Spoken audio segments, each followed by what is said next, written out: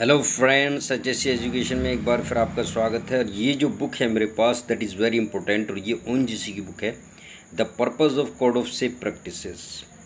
कि safe practices, code of safe practices ये book है, इसका नाम सीएसपी।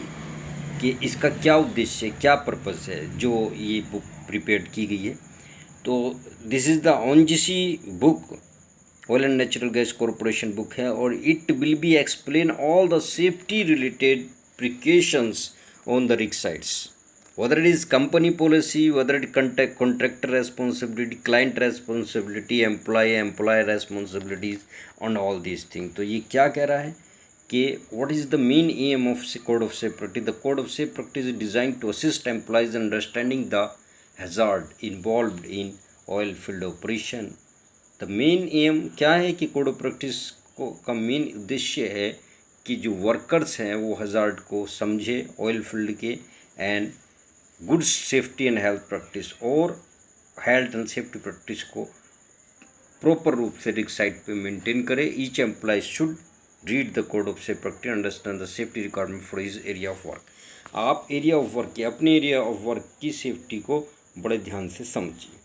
तो इन्होंने इसमें क्या कहा है, सेफ्टी पॉलिसी। तो देखिए, इसकी सेफ्टी पॉलिसी को मैं नहीं इतने अच्छे से एक्सप्लेन कर रहा हूँ जो आपकी समझ में आए। मैं आपको बता रहा हूँ कि safety policy, any organization to increase their company standards, follow legal requirements, they should prepare the different types rules and regulations,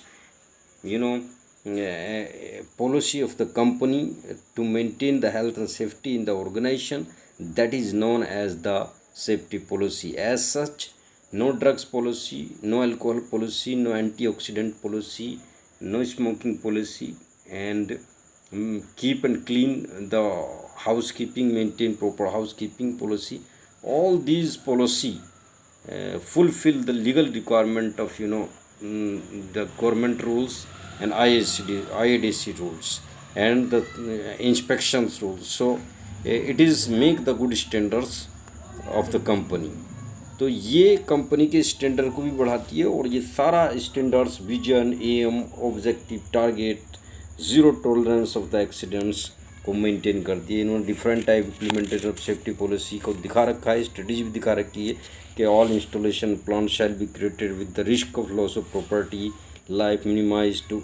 तो ये इनका अपना तरीका है। मैं आपको जो बता रहा हूँ वो क्या है कि ये कहना चाह रहे हैं कि you should need to maintain the safety as per rules and regulations to minimise the accidents. You maintain health and hygiene conditions, जैसे occupation health and environmental, you maintain the environmental hazards. तो कैसे maintain करोगे? तो management की responsibility, management of health and safety. क्या management क्या provide करा रहा है? कॉन्ट्रैक्टर क्या प्रोवाइड करा रहा है? कॉन्ट्रैक्टर की क्या रेस्पॉन्सिबिलिटीज़ है?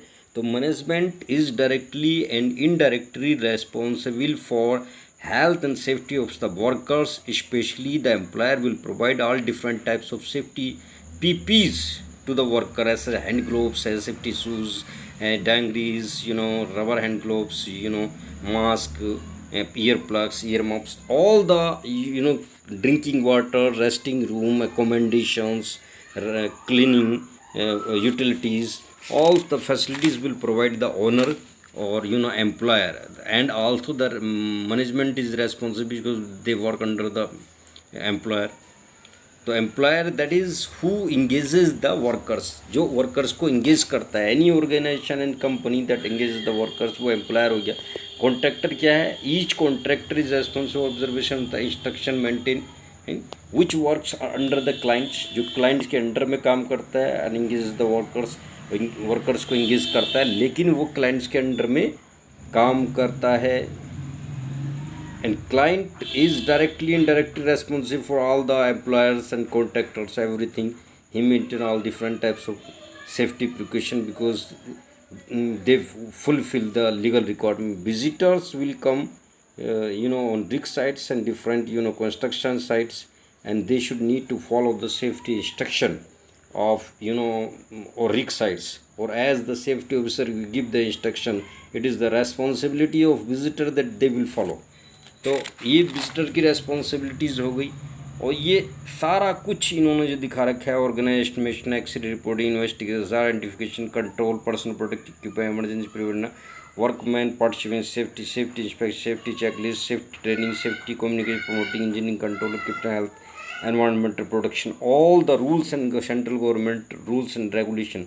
अब ये समझ लीजिएगा, रूल वो होता है जब कोई गवर्नमेंट कोई रूल्स एक्ट बनाती है, उसमें रूल्स आते हैं, और रूल्स को जब रेगुलेट किया जाता है, जब वो लागू होकर चलते हैं, चलने का मतलब मेरा दौड़ने से नहीं मेरे भाई, चलने का मतलब मेरा ये है जब वो अप्लाई होते हैं और उनको रेगुलेट किया जाता है, उसमें लाया जाता है, नियम में, कानून में लाया जाता है, अप्लाई कराया जाता है उनको, और लागू किया जाता है नियमित रूप से, तब वो रेगुलेशन में आता है।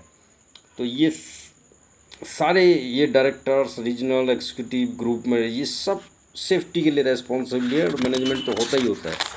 तो ये मेरे भाई ये update code of safe practices है। इस टाइप से ये आपका मैंने एक चैप्टर पूरा कंप्लीट कर दिया ONGC का, कि कोड ऑफ सेफ प्रैक्टिस का प्रिलिमिनरी चैप्टर्स क्या है। वो किसी भी मैनेजमेंट की अपनी एक सेफ्टी पॉलिसी होती है, how to maintain the HSC in the organization, वो कैसे मेंटेन कर रहा है अपनी HSC पॉलिसी के through, and how he will create the HSC safe health and safety culture कैसा क्रिएट कर रहा है। कल्चर क्रिएट होगा तो सेफ्टी पॉलिसी मेंटेन होगी, सेफ्टी पॉलिसी मेंटेन होगी तो accident will be control, accident control होंगे तो किसी टाइप का आपको इंश्योरेंस नहीं कराना पड़ेगा, या आपको वर्कर्स को कंपनसेशन पे नहीं करना पड़ेगा, आपको कोई भी प्लांट को लॉस नहीं होगा, otherwise plant will go, if any the major accident will happen the plant go in loss.